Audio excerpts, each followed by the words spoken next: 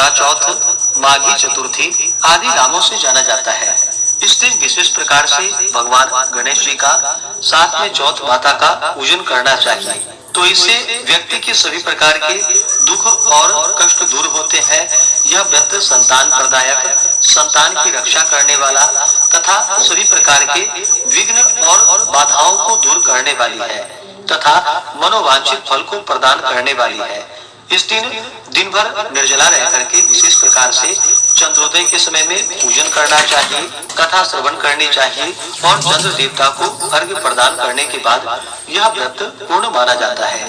आप सभी को सकट चौथ व्रत की ढेर सारी शुभकामनाएं। आप सभी के जीवन में भगवान गणेश चौथ माता की कृपा से आप सभी को सभी प्रकार के सुख और समृद्धि की प्राप्ति हो। तो आइए सुनते हैं माघ मास कृष्ण पक्ष की संकष्टी गणेश चतुर्थी व्रत की कथा। तो बोलिए प्रेम से भगवान गणेश की जय, चौथ माता की जय, सर्व देवी देवता की जय। कथा के अनुसार एक बार माता पार्वती जी ने पूछा भगवान गणेश से कि हे वत्स, माघ महीने में किस गणेश की पूजा करनी चाहिए तथा इनका क्या नाम है? उस दिन पूजन में किस वस्तु का नैवेद्य अर्पित करनी चाहिए और क्या आहार ग्रहण करना चाहिए? इसे आप विस्तार पूर्वक बतलाने की कृपा करें। भगवान गणेश जी ने कहा कि हे माता, माघ मास में भाल चंद्र नामक गणेश जी की पूजा करनी चाहिए। इनका पूजन षोडशोपचार विधि से करनी चाहिए। हे माता पार्वती, इस दिन तिल के 20 लड्डू बना ले, 5 लड्डू देवता को चढ़ावे और शेष 5 ब्राह्मण को दान देवे। ब्राह्मण की पूजा भक्ति पूर्वक करके उन्हें दक्षिणा देने के बाद उन 5 लड्डुओं को उन्हें प्रदान कर दे। हे देवी, और अन्य तिल के लड्डुओं का आहार स्वयं ग्रहण करे। इस संबंध में मैं आपको एक वृतांत सुनाता हूँ। सतयुग में हरिश्चंद्र नामक एक प्रतापी राजा हुए थे। वे क्षात्र धर्म में पट्टू, सरल स्वभाव, सत्यनिष्ठ और विद्वान ब्राह्मणों के पूजक थे।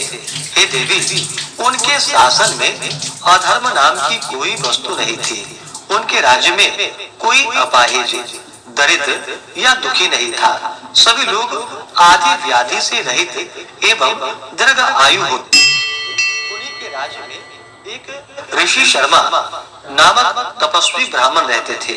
एक पुत्र की प्राप्ति होने के बाद ही वे स्वर्गगामी हुए। पुत्र का भरण पोषण उनकी पत्नी करने लगी। वह विधवा ब्राह्मणी भिक्षाटन के द्वारा पुत्र का पालन पोषण करती थी। उस ब्राह्मणी ने माघ मास की संकष्टा चतुर्थी का व्रत किया। वह पतिव्रता स्त्री ब्राह्मणी गोबर से गणेश जी की प्रतिमा बनाकर सदैव पूजन किया करती थी। हे माता, भिक्षाटन के द्वारा ही उसने पूर्वोक्त रीति से तिल के 10 लड्डू बनाए। उसी बीच उसका पुत्र गणेश जी की मूर्ति अपने गले में बांधकर स्वेच्छा से खेलने के लिए बाहर चला गया। तब एक नर पिशाच कुम्हार ने उस ब्राह्मणी के 5 वर्षीय बालक को जबरन पकड़कर अपने आवा में छोड़कर मिट्टी के बर्तनों को पकाने के लिए उसमें आग लगा दी। उधर उसकी माता अपने बच्चे को ढूंढने लगी। उसे न पाकर वह बड़ी व्याकुल हुई।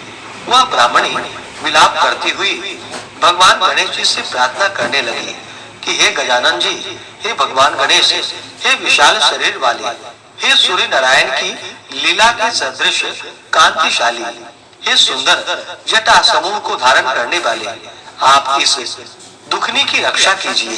हे गजानन, हे 4 भुजाधारी, हे मस्तक में चंद्रमा को धारण करने वाले, हे विनायक देव, हे अनाथों के नाथ, हे वरदायक, मैं पुत्र के वियोग में व्यथित हूँ, आप मेरी रक्षा कीजिए। वह ब्राह्मणी इस प्रकार आधी रात तक विलाप करती रही। प्रातः काल होने पर कुम्हार अपने पके हुए बर्तनों को देखने के लिए आया।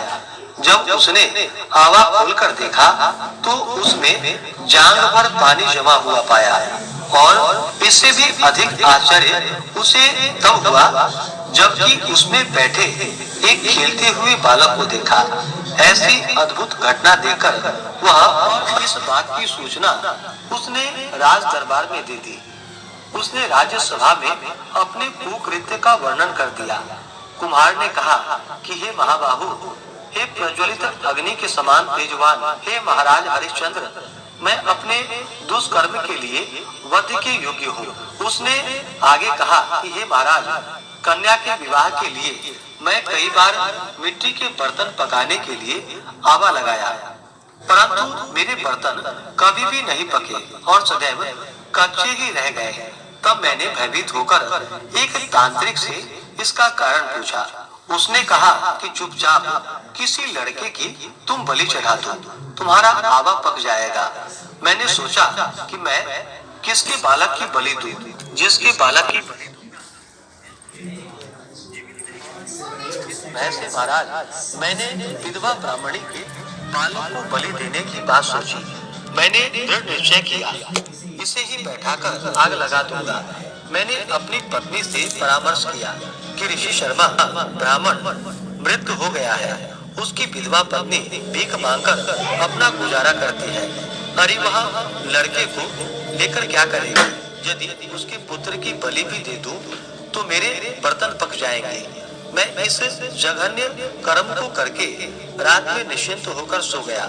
प्रातः जब मैंने आवा खोलकर देखा तो क्या देखता हूँ, उस लड़के को मैं जिस स्थिति में बैठा गया था वह उसी स्थिति में निर्भय भाव से बैठा हुआ था और उसमें जांघ भर पानी लगा हुआ था। इस भयावह दृश्य से मैं कांप उठा और उसकी सूचना देने आपके पास आया हूँ। कुम्हार की बात सुनकर राजा बहुत ही विस्मित हुए और उस लड़के को देखने के लिए आए। बालक को प्रसन्नता पूर्वक खेलते देखकर मंत्री से राजा ने कहा, यह क्या बात है? यह किसका लड़का है? इस बात का पता लगाओ। इस आवे में जांघ पर जल कहाँ से आया? इसमें कमल के फूल कहाँ से खिल गए? इस दरिद्र कुम्हार के आवे में वैदुर्य मणि के समान हरी हरी धूप कहाँ से उग गई? बालक को ना तो आग की जलन हुई है, न तो इसे भूख प्यास ही है। यह आबे में भी वैसे ही खेल रहा है, मानो अपने घर में खेल रहा हो। राजा इस तरह की बात कह ही रहे थे कि वह ब्राह्मणी वहां बिलखती हुई आ पहुंची। वह कुम्हार को कोसने लगी। जिस प्रकार गाय अपने बछड़े को देखकर रभाती है, ठीक वही अवस्था उस बुढ़िया की थी। वह बुढ़िया बालक को गोद में लेकर प्यार करने लगी। कहा कि हे महाराज, मैं कोई जादू नहीं जानती हूँ और ना ही कोई धर्माचरण, तपस्या, योग, दान आदि की प्रक्रिया ही जानती हूँ। हे राजन, मैं तो केवल संकष्ट नाशक गणेश चतुर्थी का व्रत ही करती हूँ।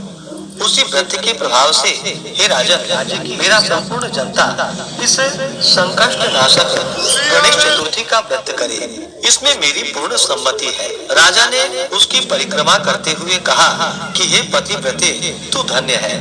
राजा ने संपूर्ण नगर वासियों को गणेश जी का व्रत करने का आदेश दिया। इस आश्चर्यकारी घटना के कारण सभी लोग उस दिन से प्रत्येक मास की गणेश चतुर्थी का व्रत करने लगे। इस व्रत के प्रभाव से ब्राह्मणी ने अपने पुत्र के जीवन को पुनः पाया था। इतना कहकर भगवान गणेश जी कहते हैं कि हे माता, भगवान श्री कृष्ण ने युधिष्ठिर से भी कहा था कि आप भी इस सर्वोत्तम व्रत को कीजिए। इस व्रत के प्रभाव से आपकी सभी कामनाएं पूर्ण होंगी। अपने मित्रों, पुत्रों और पौत्रों को सुख देने वाले साम्राज्य को प्राप्त करेंगे। हे महाराज, जो लोग इस व्रत को करेंगे उन्हें पूर्ण सफलता मिलेगी। भगवान कृष्ण की बात से युधिष्ठिर बहुत प्रसन्न हुए और माघ कृष्ण गणेश चतुर्थी का व्रत करके निष्कंटक राज्य भोगने लगे। तो बोलिए प्रेम से भगवान गणेश की जय, चौथ माता की जय, सर्व देवी देवता की जय। इस बार संकष्टी गणेश चतुर्थी का व्रत जो कि 17 जनवरी 2025 दिन शुक्रवार को पड़ा है। चतुर्थी तिथि प्रारंभ समय साथ ले लेता है। शहर जाते समय रास्ते में एक बूढ़ी माँ दिखी। लड़के ने ध्यान से देखा कि बुढ़िया रोती हुई जा रही थी और पुए बनाती जा रही थी। वह रो भी रही थी और पुए भी बना रही थी। लड़के ने पास जाकर उस बुढ़िया माई से उसके रोने का कारण पूछा। बूढ़ी माँ ने जवाब दिया कि बेटा, इस नगर की पहाड़ी पर एक बहुत बड़ा राक्षस रहता है। पहले तो वह खाने के लिए इस नगर के लोगों को मार दिया करता था। वह लोगों को मारकर खा जाता था। उसके इस अत्याचार को रोकने के लिए नगर में एक व्यवस्था की गई कि हर घर से एक आदमी को दैत्य के पास भेजा जाएगा। और आज मेरे बेटे की बारी है, इसीलिए रो रही हूँ और उसी के लिए पुए बना रही हूँ। उस लड़के ने कहा, हे माँ, तुम ये खीर पुए मुझे खिला दो। मैं तुम्हारे बेटे की जगह उस राक्षस के पास चला जाऊंगा। बूढ़ी माँ ने लड़के की बात स्वीकार कर ली। लड़के ने खीर पुए बड़े चाव से खाए और खाकर आराम से सो गया। सोते सोते उसे शाम हो गई। शाम को बूढ़ी माँ के पास राजा के सैनिक आए और कहा कि कहाँ है तुम्हारा बेटा। बूढ़ी माँ ने लड़के से कहा, बेटा, राजा के सैनिक तुम्हें राक्षस के पास ले जाने के लिए आए हैं। वह लड़का खुशी से सैनिक के साथ दैत्य के पास चला गया। उस राक्षस के पास जाकर उसने देखा कि राक्षस तो बहुत भयानक है। अपनी जान बचाने के लिए वह इधर उधर भागने लगा और माँ माँ चिल्लाने लगा।